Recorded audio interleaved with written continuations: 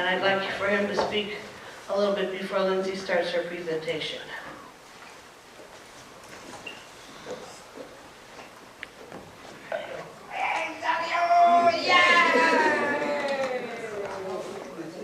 Alicia's dad. Good evening, everyone. Good evening.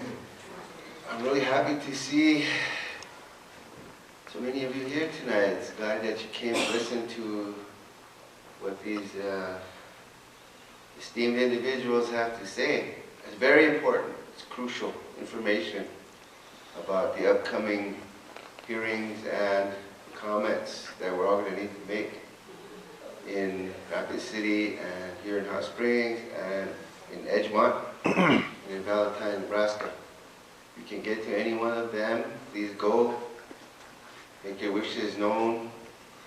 Let them know about the dangers of these UIC wells and the impact that it's going to have on all of us. Each and every one of us are going to be impacted by this. And thanks, Sarah. Sarah wanted me to just say a couple of things about what the tribe has, I guess, decided to do in regards to these UIC injection wells, the EPA, the draft permit that came out. And I was in contact with our pro bono attorney, Mr. Jeff Parsons. I stay in contact with him pretty much on a regular basis to keep updated on what's been going on with Dewey-Burdock and Crow Butte, to stay informed so that if a situation like this should arise, and I know what I want to say, we got to come from the heart. We got to talk about things that are impacted, just like my daughter and my granddaughter. And so that I'm really happy that we'll get the opportunity to make comment at these hearings. And as far as I know, the Sioux tribe has filed a petition for review of the draft permit in regard to some of the very things that Hannah was talking about. The uncapped wells, the drill notes, the cultural survey that has not been conducted out there, cultural reviews, having our elders go out and have a look at these sites, because in spite of the fact that they say that there are not any sites out there in these areas, the place is littered with cultural sites, sacred sites, prayer sites, medicinal plants, and various other items that were probably left behind when he travels. So that's kind of what the tribe is doing right now. Petition for review. And I was going to ask Hannah about this, but the EPA, this is the first draft permit that the EPA has issued. They've already issued a draft permit without even taking a good close look at any of the factors that have been mentioned tonight. So again, as they always have done in the past, they said we're going to issue the permit, and we'll worry about the safety later. So I'm ready to go comment up to wherever on May 8th and 10th. So I'm going to be there, and I hope to see all of you there making your comments. Get it on record, get your point of view across. It's a very dangerous thing that's happening. One thing that I want to mention too, really quickly, Linsey has a lot of slides for you, that we provided testimony. Alex Johnson Hotel, Hannah was providing testimony there, and I was there. I didn't provide any testimony, I was an expert witness, but I bought a bottle of water there at the Alex Johnson Hotel. And normally you don't read the labels. This one time, I read the label on the back and where it was, what it said on the back. And on the back, lo and behold, on the back of that bottle of water, it said that this water was pumped up from deep within Madison Aquifer. And the Madison, the Miluzahan, the Rickery, the Inakara, and Gulf aquifer are all linked together one way or another, whether it's through these brachial tubes, whether it's through the crack, the fissures, one way or another, they're all linked together. The Gulf aquifer provides water for millions of people. But don't be fooled by them saying that that water is not potable for human use, therefore we're going to inject that water down there because we'll never use it. When on a bottle of water, it says that that water was pumped from deep within the Madison aquifer, connecting everything. So, I'm going to stop there.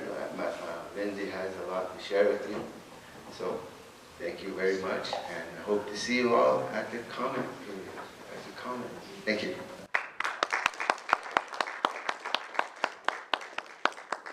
Okay, so first I will introduce myself.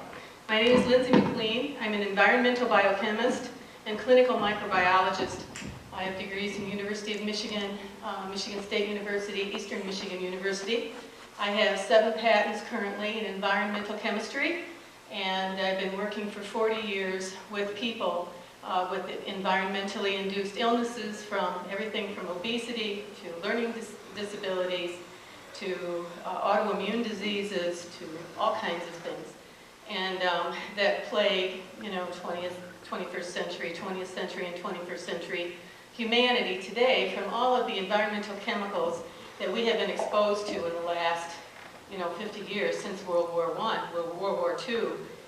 Since World War II, there have been over 1.5 million new chemicals that have entered our environment, and over 80,000 of them, including metals, are known to be hormone interferences, which means that they will plug into hormone receptors inside your body and turn things on, most notably estrogens, which are your growth promoters, and that's why we get cancer.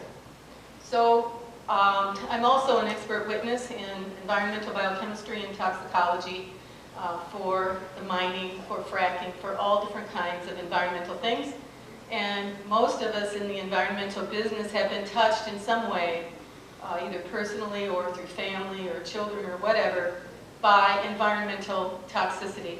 I grew up in Flint, Michigan, as Hannon said, and I know where a lot of the bodies are buried. There's over 400 and some environmental toxic dumps from industry: General Motors, Ford, Chrysler, DuPont, Upjohn, Park Davis, Dow Chemical. And a lot of those things are leaking into the Flint River, which is what caused that mess in the first place. So there's a lot of problems with industry not having social consciousness and responsibility to future generations, and sacrificing a lot of this in the name of profit. So this is what has driven me in my studies, coming from Flint, Michigan, as a matter of fact, and moving out here and getting drawn into the uranium situation.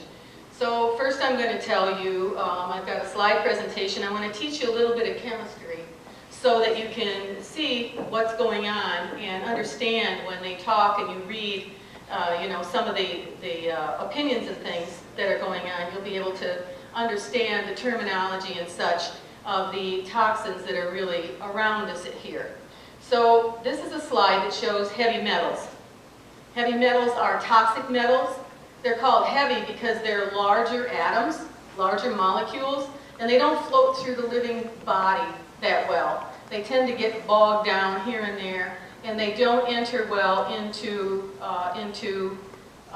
biological chemistry, and they will interfere with hormones, they will interfere with enzymes, they will interfere with tissue growth, and they also present their own problems because they also interfere with their opposing necessary minerals like zinc and calcium and magnesium and sodium and potassium. They can interfere with those nutritional minerals that we need. So this is the list of heavy metals in general and what they look like.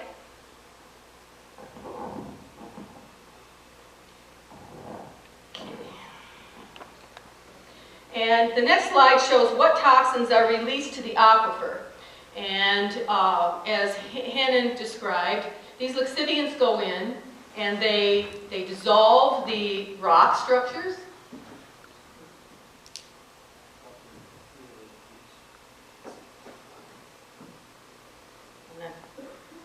I'm really blessed to have a geek son, let me tell you. Okay. Many of us are. Yeah. So when these lixiviants go in and they dissolve the rocks, they free up the minerals and the metals that were there from the very beginning. And these metals are pretty harmless as long as they're locked in the rocks. But once you free them up to be soluble in the water, then they become dangerous. Then they become toxic. So this would be uranium, vanadium, selenium, copper, lead, manganese. You can read this whole list here, including radionuclides A, B, and radon gas, and radium itself. So the interesting thing also is that uranium, vanadium, thorium, strontium, those are also radioactive metals. So not only do they have a toxicity in themselves when they interfere with normal biochemical pathways, but they also have a radiologic toxicity as well. As Hannon was describing, they will interfere with cell division and cause cancer and things. So they give you a double whammy. That's the big problem. They give you a double whammy. They give you the radiological aspect. They also give you the chemical toxicity aspect as well. So this is a very interesting thing. This shows mineral interrelationships. All minerals have a balancing mineral in themselves. So, and all the people who have animals here know that calcium has to balance magnesium, and then it has to balance phosphorus. Those are the three things, the three main cations. And then you have sodium and potassium have to balance each other in the body. Well, all of the minerals actually balance each other. And so too much of one can cause a deficiency, a physiological deficiency in the body of another. Okay? Even if there's a normal or an active amount of that mineral in the body, it can cause a physiological function, a physiological deficiency in the body. So I don't know if you can see how big these things, maybe I can enlarge this, let's see. No, I can't. But anyway, all of these things you can see are interrelated, and this is all of the minerals from calcium, vanadium, mercury, molybdenum, nickel, sulfur, phosphorus, cobalt, sodium, strontium, lead, lithium, zinc, and all the way around the mineral wheel. So what I did was I took this mineral interrelationships and I plugged in all of the metals that are freed upon the lixiviants of ISL mining. And you can see here how all of your different mineral relationships will be affected, which is huge,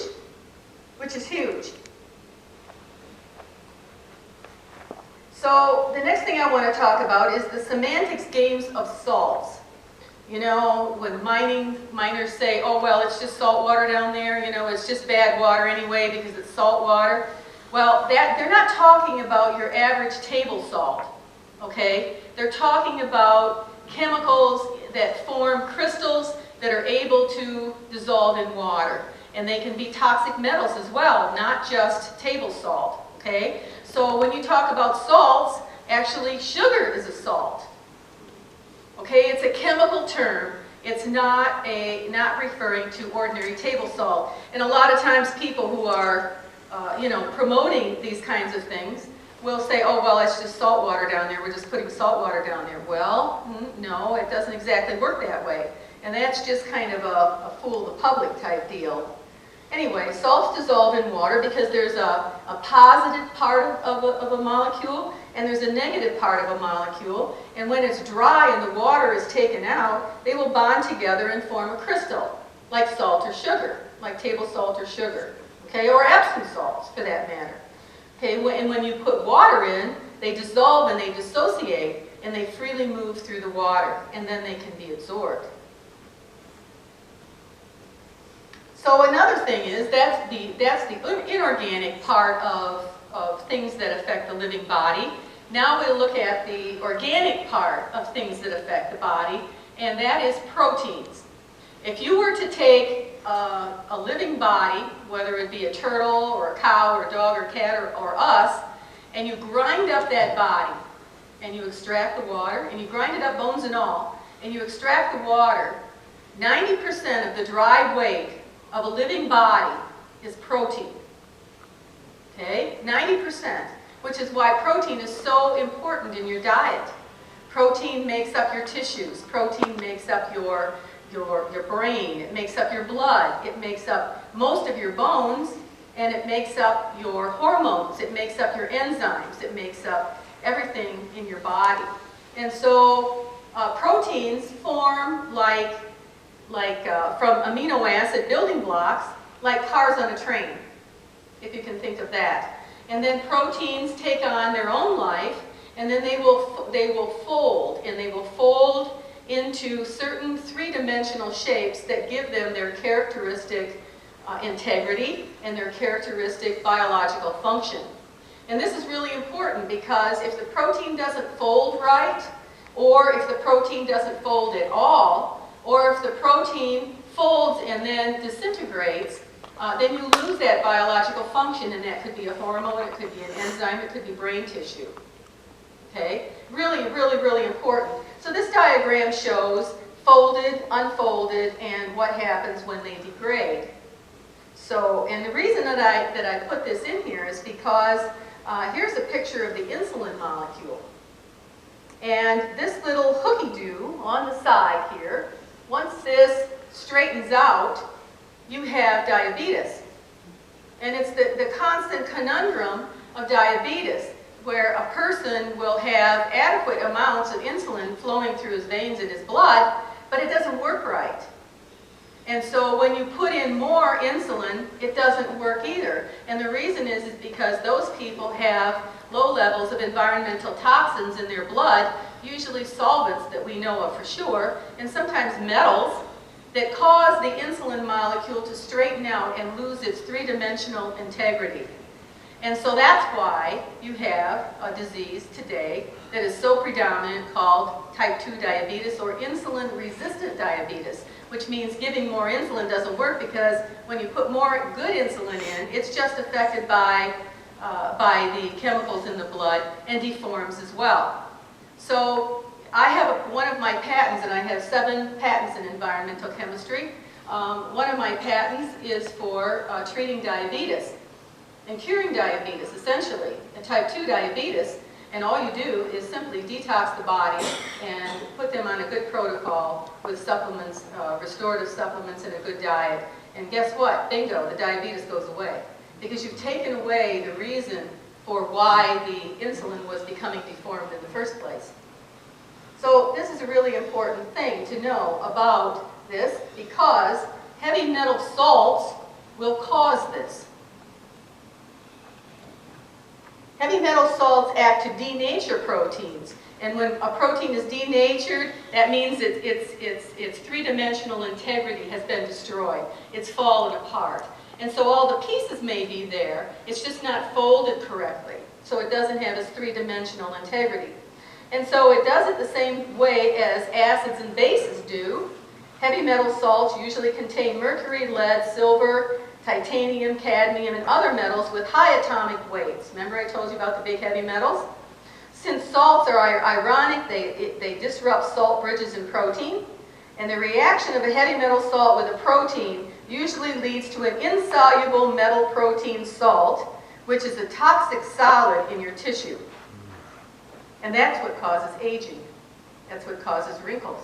That's what causes tissue to become hard and not pliable and soft anymore, and shrunken. Okay? It can destroy blood vessels. It can destroy anything in your body. So you can imagine when your fluids in your body are supposed to work, because we're all based on water chemistry, a water chemistry-based body. When those things precipitate out into hard, toxic, hard things in your body, it can't go anywhere and it just builds up. So that's a major thing about heavy metal salts and how they accelerate the process of aging, physiological aging. This I just put in, and this is actually a biological map of the Krebs cycle, or what we call the citric acid cycle, which is the energy production cycle in the body. And so if you take a look at this, all the different pathways that are up there, all the different things that have to be done from one step to another step to another step to another step, an interruption of any one of those steps will shut the whole thing down. And so an interruption of any one of those steps will cause chronic fatigue syndrome. It'll cause sickness and disease. Okay? Any one of those steps. Everything has to be working perfectly to make this whole cycle go around. So any of these heavy metal salts, any of these toxic compounds that we are exposed to that we can't get rid of, that precipitate out our tissues and our blood and our lymphatics and things like that, will cause the whole thing to precipitate out and shut down. So inorganic chemicals can all giving you chemistry in a nutshell here. Okay, and when they're organified, they bond to carbon-based compounds. And they do that, they become this way, and once they become organified with carbon, then what happens is they're very, very easily uptaken by living bodies, whether they be animals or people or plants. And usually it's microorganisms that do that. So they organify and attach carbon compounds to these metals, and it makes them more able to be uptaken by a living body. This is really bad because it also increases the bioavailability of that metal. It also increases the toxicity of that metal because now more of it can be uptaken into the living body because the body likes carbon. We are carbon. We are carbon. That's the definition of organic chemistry, of the chemistry of life. So this is just a little schematic, and if anybody wants any of these slides, let me know and I will send them to you, and you can use them in your discussions to present to the EPA. So this is how arsenic becomes organified and becomes much, much more toxified. Or arsenic opposes iodine on that mineral wheel that we had up here. And so arsenic causes all kinds of problems with thyroid and skin and breast and all the different tissues in the body that rely on iodine. Really, really important. So you would expect, you know, skin tumors and things like that with arsenic poisoning, which I'll show you some pictures of. Selenium is another one. Actually, all these metals can become organified. And through microbiological processes usually. Mercury is too, and then it becomes methylmercury, and that's done through a process by bacteria and microorganisms in the bottom of a stream. And that makes the mercury ever more toxic and ever more able to be taken up by the fish. So that's called the chemical form. And so whatever that metal is bonded to gives it a whole new life. It gives it a whole new personality. It gives it a whole new biochemical activity or inorganic chemical activity. And so when this happens, the different compounds that are bonded to these and the different chemical forms that they call have different toxicities. And their toxicities can be like orders of magnitude, which is many, many times what an inorganic form would be. Sometimes the inorganic forms can be easily excreted from the body, but the organic forms are taken up really readily quickly, and they go through the body like crazy. So the organified forms and the different, they're generally the most toxic. And then we have a process called bioaccumulation. So bioaccumulation is the increase in concentration of a substance in living organisms as they take in contaminated food, air, and water. As bigger animals eat smaller animals, the level of contamination in the food is added to the level of contamination already in their body. Bioaccumulation is a problem in the north part of the United States because of higher concentrations of toxic pollution. Also, northern animals have a lot of fat to keep them warm. And so the toxins accumulate mostly in the body fat, which is why, as we become more exposed to all the 1.5 million new chemicals from World War II, that we have increased in size. People gain in size. What are they gaining? What are they growing? Why are their bellies getting bigger? Why are their lymphatics getting bigger? Okay? Why are they taking on more body fat? You know, especially when people don't eat as much as they used to, and even on diets and they can't lose it. It's because that body fat is a repository for the environmental chemicals that you're exposed to, that the body is trying to store away out of active metabolism for survival, for protection. So in order to have a proper weight loss program, it really has to be a detox program. Otherwise it won't work and you just get sick. So organically bound minerals and metals have a faster and more complete uptake in the living body with toxic metals that can make them even more toxic. So you see with the algae here, there's the concentration in the tissue of the algae is very, very small. Insects will eat the algae and they will concentrate that toxin even more in their tissues. And so as you go all the way up the food chain, you know, you can see that the elk becomes, that grazes on the plants and all the other things, concentrates in its body even more and then puts on body fat. And then we eat the elk, and then what happens? We become very toxic. And that's how we concentrate that, because we're at the top of the food chain. This is really important when you have areas where you have these, in ISL mines or any kind of mining, solution mining, where you have these ponds with the sprayers, you know, because you have geese coming in there, you have ducks coming in there, and they will take that pollution and spread it everywhere. There's no way you can wall it off is the point. You can't put a fence around it for freaking ever, because those metals never go away. They never change. They were created by God at the beginning of the creation of the earth. They do not change. They will stay. They will find new bonding partners and new compounds to bond with, but they can never be destroyed, essentially. They're there.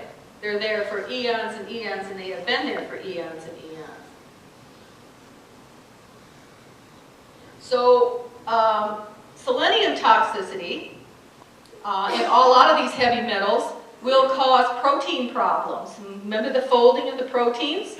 And so this is what happens when you get, with horses' hooves and cattle hooves, when you get the toxified selenium intake with them, you get the protein not folding properly, and hooves and hair are essentially almost pure protein. So that's why we get the deformation of the horse's hooves here in this picture. You also get deformations in embryos, like Hannon was talking about. And you can see this is a normal embryo on the right, and on the left is a toxified one that came from a mining area. I think everybody who's got horses knows what white muscle disease is. Okay? Selenium is a very interesting compound, a very interesting mineral, because in one chemical form, it's essential for life. It's essential to activate your thyroid hormones. Very, very important. You can't live without it. But in an inorganic form, it's very, very toxic. And so it can, and so deficiencies of the essential of the organified one can cause white muscle disease. So that shows the difference between white muscle disease and normal muscle. Here's some more pictures of lambs with deformations from selenium, and you can see the hooves. That's not a fixable situation. Again, it has to do with the folding of the proteins. Also, it has to do with reproduction. These pictures here that I'm showing you came from rivers and streams where they were leaking from mining areas, old mining areas, and two-headed trout are really common. Two-headed sharks in the oceans are becoming more and more common in areas where there's runoff from mine drainage and such, and heavy metals.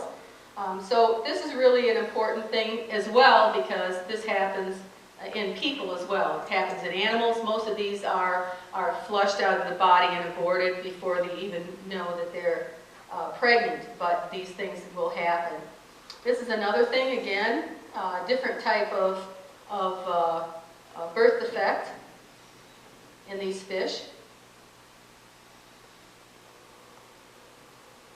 Here's frogs. This comes from West Virginia, from a mining area in West Virginia. And by the way, all of these studies were done on these rivers and streams from these old mining areas that were within the legal limits of the law. Because the problem is the legal limits of the law don't necessarily follow Mother Nature. So what's okay with Mother Nature is not necessarily, within the legal limits of the law. So these laws are arbitrarily set as far as what's lethal and what isn't, what's toxic, what levels are approved and what aren't. And again, this doesn't have anything to do with chemical forms because they haven't tested for that. They don't have, the EPA doesn't even have the methodology to test for different chemical forms. So they can't really even say what the true toxicity of these things are. Unfortunately, they haven't achieved that yet. Here's some more frogs.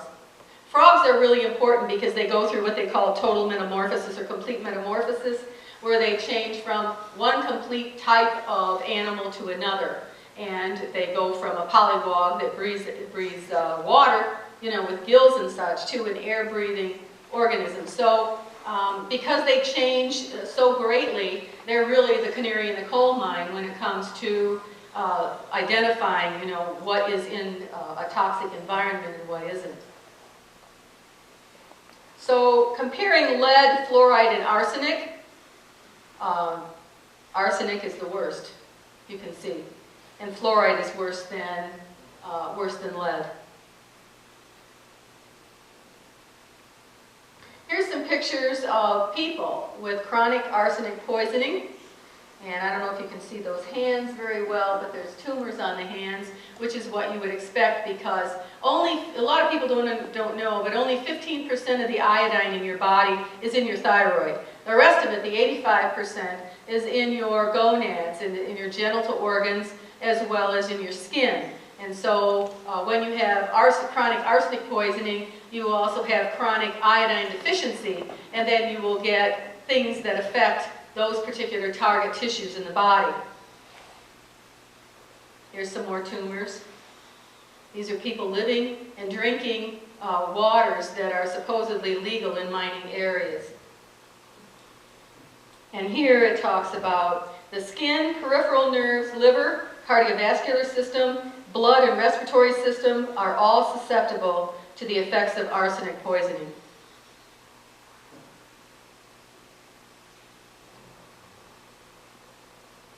Here's some feet. This is really important. The treatment of arsenic and selenium poisoning, because arsenic and selenium are two of the most common and most studied probably mining toxins that are released.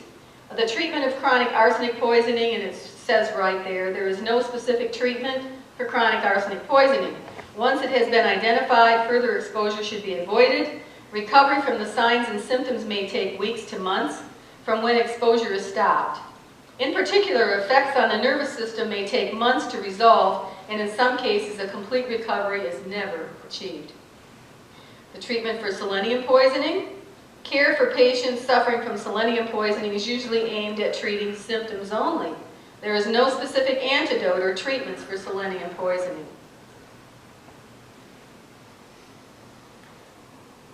I don't know if you've heard of the whole new topic of study called epigenetics. Has anybody ever heard of that? You know what? Oh, good, okay.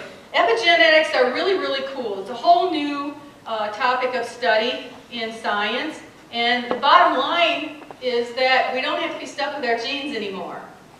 Because we found out that our genes actually are not the regulators of our biochemistry.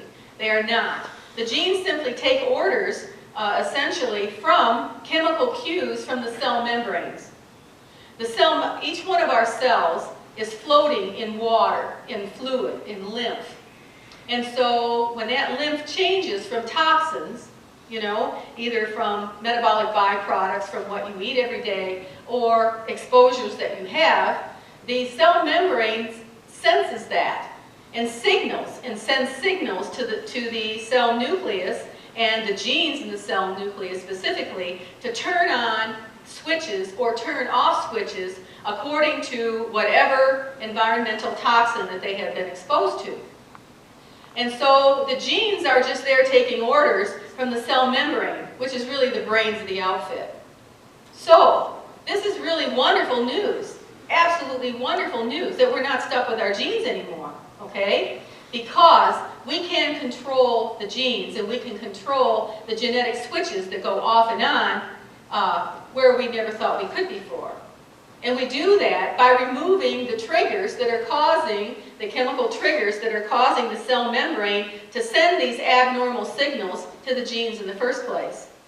So this is why, you know, some of us knew about this a long time ago, and this is how we can get a full restoration of function without drugs, without you know, severe drugs or anything like that, or insulin or anything else, with, for instance, type 2 diabetes.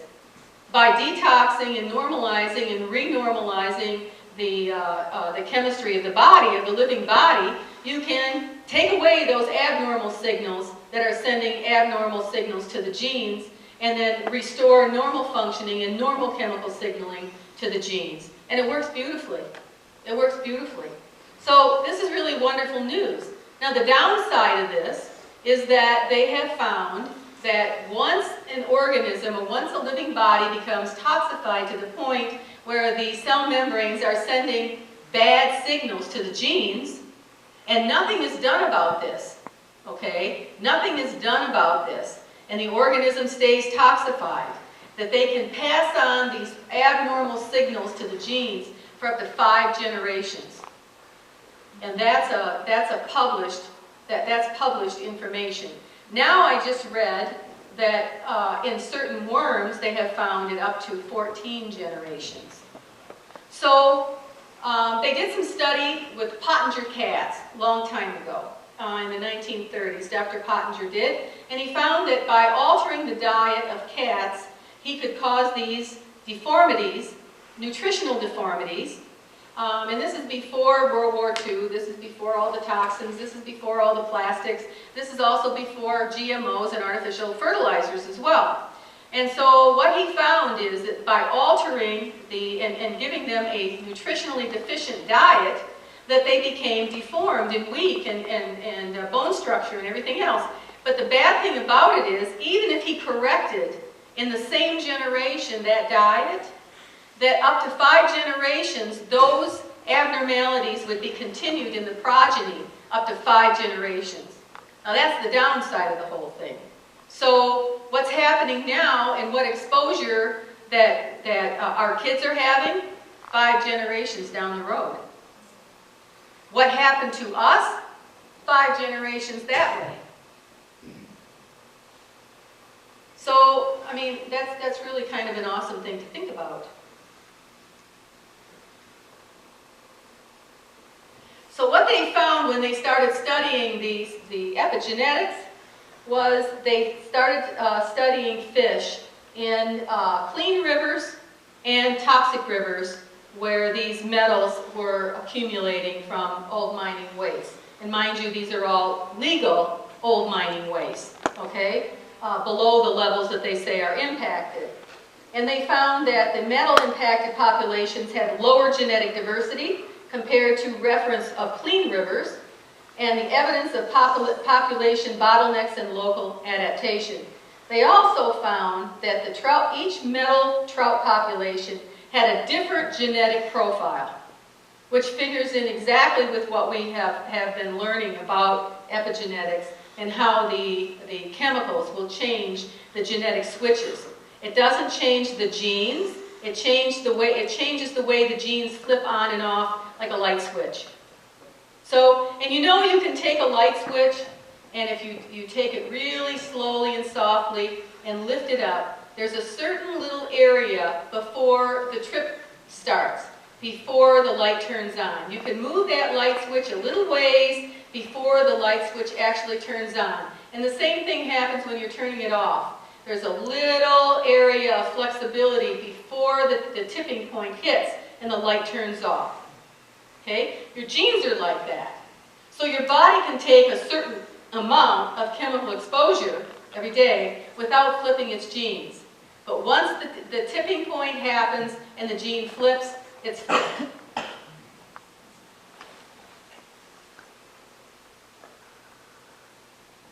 So So this is a chart that shows the number of genes that are significantly deregulated. This one study was done by Mercury as mapped for humans. Now the blue, and this is after 8 hours exposure to mercury, okay? So after 8 hours, 24 hours, 48 hours, and 96 hours. So the downregulated genes, which means the ones that are being turned off, that are supposed to be on, are in the blue. The ones that are supposed to be off and are turned on are in the red. So this gives you a double whammy because some necessary ones are being turned off and some other ones that aren't supposed to be on in the first place because they're mutants or whatever are being flipped on. So you can see that after 96 hours, almost 1,000 of them in each side being off and on after only 96 hours of mercury exposure. And this can be, again, passed down 5 generations, even if it's fixed in the same generation. So this explains a little bit about what happens with DNA and DNA damage from the epigenetic faulty signals that are coming from the cell membranes. And it goes to the epigenetic alteration from DNA. The repair genes don't work right. DNA repair deficiency doesn't work right and progresses all the way down to cancer, which is unregulated growth. Okay, now talking about the situation here at Dewey-Burdock, there are 3 ways that mining and other industries can dispose of their waste. You can have a direct land application. That's really bad because what they do there is they take their wastewater with the heavy metals dissolved in it and they spray it on a certain area, okay? And they keep spraying it on a certain area. Well, and over and over and over again for you know, years and years and years and a decade in this case. What happens is the water evaporates, leaving the metals there in the soil. And so those metals then will be acted upon by the microbiology in the soil, the microorganisms in the soil, which then mobilizes them, makes them organified so they can be taken up by the plants and the animals that graze the plants. And then they can spread their toxicity far and wide because you can't wall off or fence off Mother Nature. And then that soil is pretty much permanent for a long, long, long time, that area. So the second is evaporation holding ponds. Evaporation holding ponds, like they have at Crow Butte, if anybody's seen them down there, you know, they take the hazardous wastewater and they evaporate the water out, which concentrates the metals. And then they can take the metals and either, or that concentrated water and either do direct land application, which I just talked about, or they can put it in an underground a UIC, injection containment area, which is an injection well, okay? So, and those things are just not good situations. Okay, the other dirty little secret of ISL mining, fracking, and industry is deep well injection of hazardous waste, what they call UIC. An injection well is a device that places fluid deep underground into porous rock formations, such as sandstone or limestone, or into or below the shallow soil layer. The fluid may be water, wastewater, brine, or salt water, or water mixed with chemicals. In wastewater disposal, treated wastewater is injected into the ground between the impermeable layers of rocks, which we don't have that here. Hannon already discussed that situation doesn't exist here because we're already in the state of uplift, and there's already the layers that were laid down at the time of creation are broken, and so there's fractures and fissures and cracks everywhere. So they do this, they put it between these solid layers to avoid polluting freshwater supplies or adversely affecting the quality of receiving waters. Injection wells are usually constructed of solid-walled pipe to a deep elevation in order to prevent the injectate from mixing with the surrounding environment. Until the 1960s, drillers could just dump this stuff wherever they wanted. Being extremely salty and full of chemicals, this is obviously a bad idea. The 1960s saw the introduction of deep injection wells, and the idea was that if you can inject fluid into rocks, thousands of feet underground, that the toxic waste would just stay there forever. That was what they thought. In order for this to work, the rock layers have to be porous, like a sponge, and the waste has to be injected under pressure to force its way into the rocks. See? So you might think, well, that'd be a good idea, right? That's what we could do with our waste. This is the regulatory requirements of injection wells. In the United States, injection well activity is regulated by the US EPA and state governments under the Safe Drinking Water Act.